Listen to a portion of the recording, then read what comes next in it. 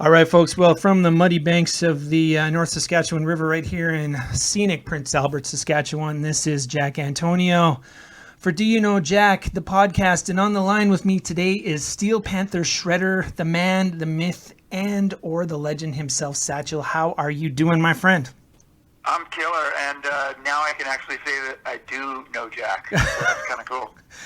That's right. That's right. Well, you know, now, not too long ago, you guys came to Saskatoon and did a show. And, I've got a confession to make, Satchel. I mean, when I first saw that you guys were coming up, I thought, Steel Panther. I just did not get what you guys were doing. But I'm proud to report now that I've seen you live. I have to admit you're a bit of a guilty pleasure, and I was thoroughly entertained, man.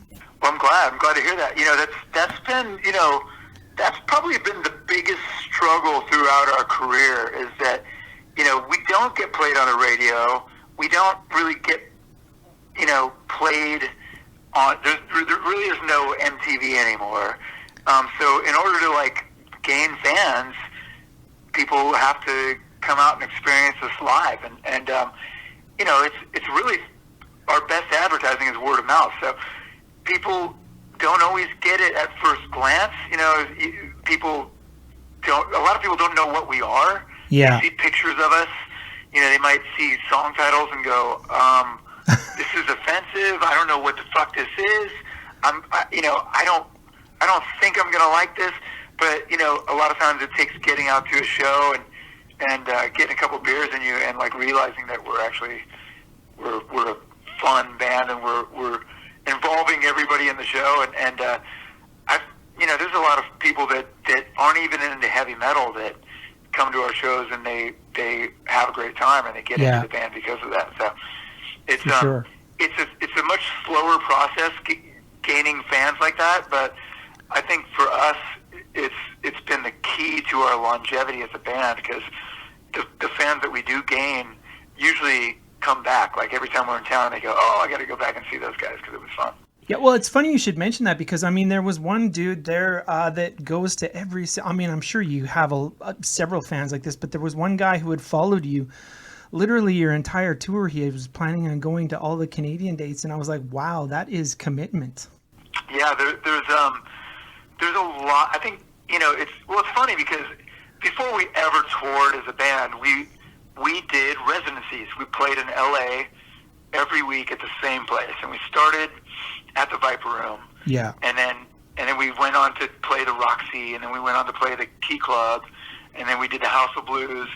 But the one consistent thing was it was every Monday night. Now, Monday night is not exactly the best night of the fucking week, right? Yeah. But it was the only night open when we started doing the Viper Room in the year 2000, and it took off and became the best night of the week for every club that we played on Monday night. So, wow. If you were a band and you wanted to play in LA, it wasn't a Friday or Saturday night. It was a Monday night because every band wanted to open up for Steel Panther, and that became the longest running residency of, I think, any band that I can think of was Steel Panther on Monday nights. That's amazing. In LA. And to me, that told me something. That told me that, if we can get people to come every week to see us, then we've got a pretty good business model because you don't have to have 50 million fans that come see you once to have a career. You can That's true. You can have 10,000 fans, and if they go every time you're in town, they can pay your bills. So that was sort of the thing. It was we don't have to appeal to everybody, but we can, if the people that like us really like us a lot, they'll just support us and pay our phone bill every month. So it's been good. For sure.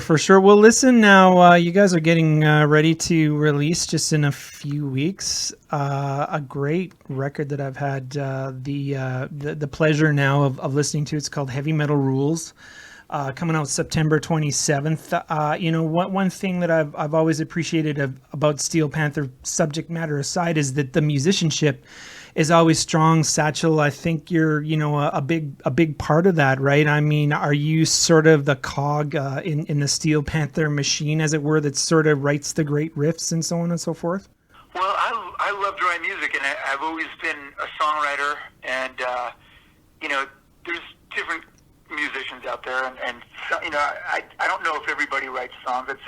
I'd say maybe 5 to 10% of the musicians out there actually write and are creative, and a lot of guys are players and singers, and you go out and they go out and get gigs, and I just have always been into being creative and writing songs, and that was one of the things that I loved about Steel Panther was, we've been around for a long time, and it was such a great vehicle to write songs for, because we're such a fun live band. Yeah. And what we do is so unique, and we're so irreverent and so dirty, and we were always like that even as a cover band. And then I thought, oh, well, God, this is a great thing to write songs for. Like to just, what a great challenge to see if I can write songs about the dirtiest shit in the world and make it so fucking hooky and so catchy that every fucking 20-year-old girl in the audience can't help but sing the words back. Like when we have a song, we have a song about Asian hookers, I want to look out in the audience and see everybody singing along and repeating the words back. And that was the challenge. Like, how hooky can a song be, whereas that it's just the most horrible, vile shit, but people can't help but sing it. Yeah. And that was the challenge, and it's still the challenge to this day. Well, the challenge has become more like, okay, we're on our 5th record now, so what can I write about now, and without repeating myself too much? And it's always fun. It's fun to do Steel Panther records because I want to be able to write songs that are catchy, yeah, and also humorous, and also, sometimes the songs have a message. Like, there's a song called "I Ain't Buying What You're Selling" on our new record. Yeah, that's right. The ballad at the end of the record, and there's humor involved, and there's also hooks involved, but there's also a message there of, hey, everybody's trying to sell you something in the world. Yeah. And you don't have to fucking buy it. You don't have to believe everything you hear. And there's a lot of bullshit out there. The world is full of fucking bullshit. Everybody's trying to get you to buy a car. Everybody's trying to get you to have a credit card. Everybody's trying to get you to take echinacea. And sometimes that shit doesn't fucking work. And you don't have to believe it. So, yeah, it's kind of cool. Well, now you mentioned, that 20-year-old demographic. I mean, when we start to think about that, I mean, we're into the the age group of millennials. I think you and I are Generation X, so we kind of lived through the whole Sunset Strip era and the quote unquote hair metal era. But what surprised me about seeing you guys live is how much your music resonated in that quote unquote SJW demographic. There didn't seem to be much shame in singing those lyrics, and also for those girls to get up on stage and almost do whatever he asks them to do. And we have been around. I mean, we started this band 25 years ago, and honestly, it's I think we're more needed now than we've ever been, because we're in this place now in the world where people don't just get judged on the shit that comes out of their mouths now, but like people will dig up like videos of you from 20 years ago, if you're famous, and they'll judge you on that shit from shit that you said 20 years ago. Yeah. You know what I mean? So, but I think that there's a lot of people, especially a lot of young people that would be considered millennials, that are like, oh my God, fuck this. I just want to be able to laugh at shit. Yeah. Without being judged for laughing. And, I want to be able to tell a racist joke to my friends without them looking at me like I'm an asshole. and to be honest with you, like, a lot of people that come to our shows, they feel the camaraderie because we make fun of everybody in the audience. We don't just make jokes about girls or make jokes about guys or make fun of black people or Mexican people. We make fun of everybody equally, and we laugh at the stereotypes, and we also write songs that are funny about everything, and we make fun of the 80s, and we make fun of the 90s, and we make fun of, it's okay to laugh at our differences. It's okay to have fun. It's okay to laugh at at the 80s and make fun of how all the guys looked like girls, and everybody fucked each other without getting their names, and everybody did drugs. And I think there's a lot of people that are 20 years old that are sick and tired of not being able to laugh. Yeah. And going to school and going to college, and everybody's uptight and everybody's afraid of offending people. And then you go to a Steel Panther show and everybody's just laughing at the same shit. Everybody feels a sense of freedom because of that. And honestly, like, our shows are just getting more and more packed all the time. And I think it's a safe haven for people. So yeah. Well, it was pretty packed in Saskatoon. I mean, one thing that I was going to ask you, just as you were talking about that, is, has there ever been a moment in the history or catalog of Steel Panther that you felt like you pushed the envelope too far? And then, just to parcel that with a follow up question, what do you expect your legacy as a band to be? Let's say again another 20 years when things could possibly be even more ridiculous in terms of the internet witch hunts. Yeah, it's funny. Like I said, I think we're more needed now than we ever have been. And I think the crazier it gets out there, the more we're gonna be needed to be able, like, honestly, like, you've heard of the Pussy Melter foot pedal, right? Yes, yeah, that caused quite the uproar. I'm gonna have to just tell you straight up. Uproar, and it was something that just happened to happen because I actually named the Pussy Melter just as an afterthought because TC Electronics wanted me to do this tone print for one of their pedals. Yeah. And it was out there on their website for at least a year before anybody got mad or upset or triggered by it. And it became this battle between the social justice warriors that reacted to what they thought was sexism, and we became the torchbearers for freedom of speech. And it wasn't by choice. It was just because their reaction put us there. And our fans were like, fuck you. If you don't like it, don't listen to it. Don't buy it. But don't tell everybody else what they can or can't like. Sure. And we just became the de facto, torchbearers for free speech. And I feel like we were on the right side of the issue. You might not like our humor, you might not like cuss words, but just because you don't like cuss words or the word pussy doesn't mean you should be able to tell everybody in the world that they can't use the word pussy or call their foot pedal a pussy melter. And it was kind of cool for us to be, to me, like, I feel good about that. I'd rather be on the side of free speech than on the other side. And I feel like it's important to have a sense of humor, but it's even more important to just lighten the fuck up and not try to police the world. I don't think we should all be policing each other. Yeah, well, I mean, you and I, we lived through the ridiculousness that was Two Live Crew, and I think, if you've got anything on those guys, it's the fact that, your lyrics are a little tongue-in-cheek and they're a little bit more thought out instead of just completely over-the-top ridiculous, like, in my honest opinion, Two Live Crew was. Yeah, I mean, it's, I remember back, you're, how old are you, 40-something? 40-something, yeah, we'll leave it at that, Satchel. So you remember back in those days. I remember when, like, what was it, NWA had, was it Fuck the Police or something? That's right, yep. I mean, there was shit like that where it was just like, listen, I'm all for freedom of speech, but nothing that we have is fuck the police. I mean, I'm all for the police. You know what I mean? Yeah. I think the Police do a fucking great job, and without the Police, there would be complete fucking anarchy.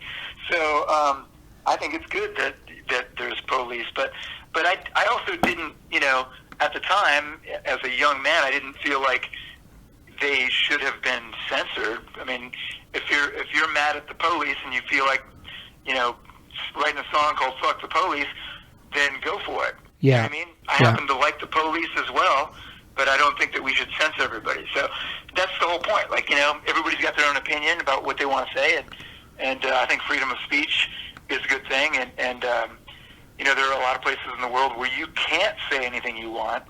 And I happen to be an American, and I'm very proud that I can say whatever the fuck I want, no matter how stupid it is. That's right. That's right. Well, now, not to keep you too much longer, Satchel, but I mean, there is going to be a tour that's going to accompany this album. Obviously, there's one show September 26th at the Whiskey.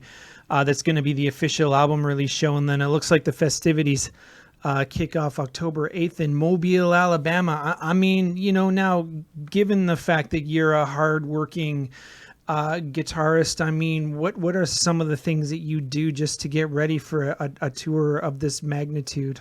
Well, I try to I do stretches. I stretch my hamstrings. Yeah. Because my hamstrings get really tight. I try to eat really good foods, like I eat a lot of McDonald's. Also, I do a lot of cocaine, and I just make sure that I know all the solos, because there's some bitchin' fucking solos on this new record. Yeah. And when we did the record, it was like, I did the solos and then I just forgot them, and so I don't really know. Like, I'll go over them, learn them all again, and some of these solos are so fucking hard. Like, I don't even know what the fuck I did. I'm listening to them, going, holy shit! Like the key changes, like there's key changes and shit. Yeah. I'm like, why did I make it so fucking difficult on myself? I don't know. Are you a single take kind of guy, Satchel? Like, how many takes do you do usually? No, you know what? I mean, there is some improv on all of these solos, but I like to write melodies, and I like to. What I'll do is I'll improvise, a lot of takes, and I'll listen back to what I really dig. And sometimes I'll relearn the things that I thought were really cool, and sometimes I'll just keep the improv on there.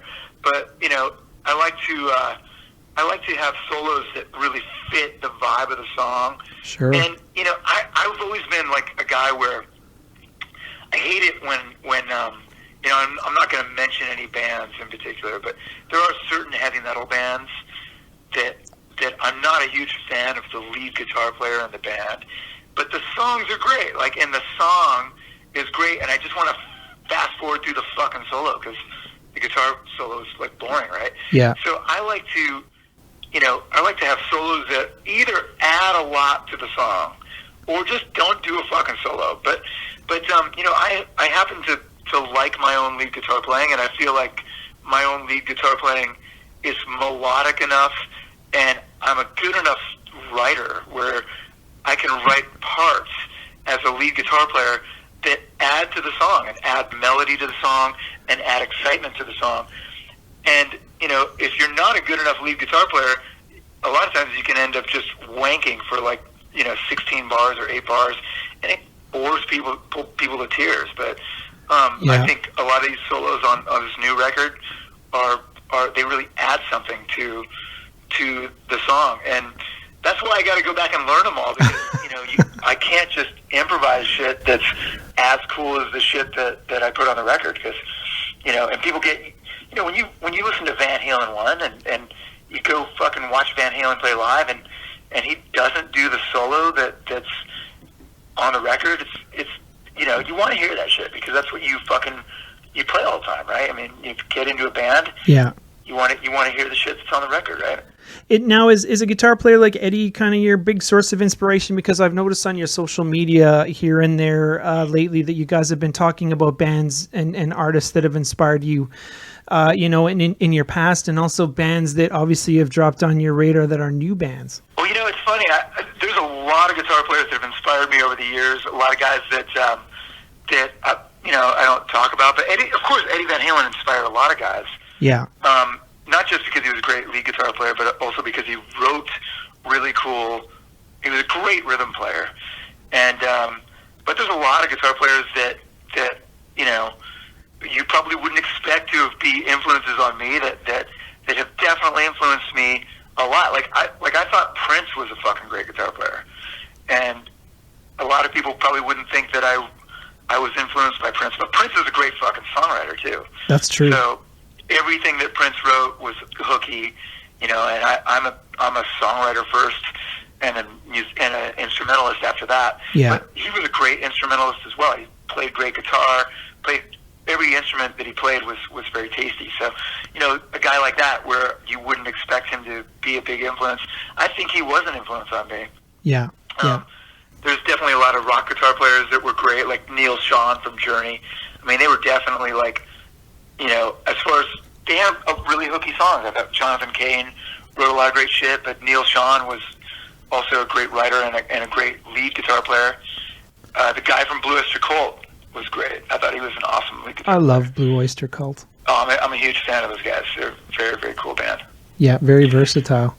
Yeah, I mean, I've always felt like, there's a few guitar players over the years that have really served the song, like you were talking about, that in the end up being highly underrated, like Mick Mars, for instance. And of course, Ace Frehley, a lot of people point to him as being a huge inspiration. But if you look at the actual craftsmanship of the solos, I mean, they're not particularly, wanky, as you'd say, but I mean, they're very melodic and you remember every note, Well, that's the cool thing when you mention Mick Mars. Like, you don't ever hear him getting props as like being, a guitar god. Yeah. Although, of course he was in Motley Crue. They got their own fucking movie on Netflix. Mick Mars. Everybody knows who the fuck the guy is. Yeah. He's done incredibly well for himself, but he played great for the song, every song, and he never. People don't give him credit for what he did for that band. I thought his guitar tone was amazing.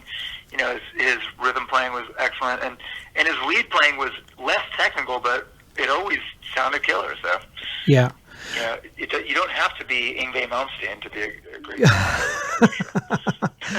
Yeah, for sure. Well, listen, man, it's been fantastic just chatting with you today about all things Steel Panther and your musicality and your influences and all things in between, man. I'll just plug the album one more time. It is called Heavy Metal Rules, comes out the 27th of September, and of course the tour kicks off. There's going to be an album release show September 26th at the Whiskey, and then there's a full slate of dates starting October 8th in Mobile, Alabama, and of course you're going to swing through Toronto as well, December 2nd. Yeah, and I expect to see you there, Jack.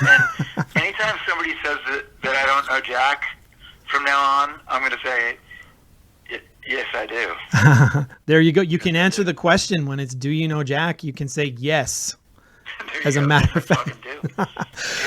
Right on, Satchel. Well, like I said, it was a pleasure and an honor chatting with you today, and much appreciated for your time, good sir. Hey, thanks for having me. I really appreciate it. Right on. Have a good one. You too. Bye-bye.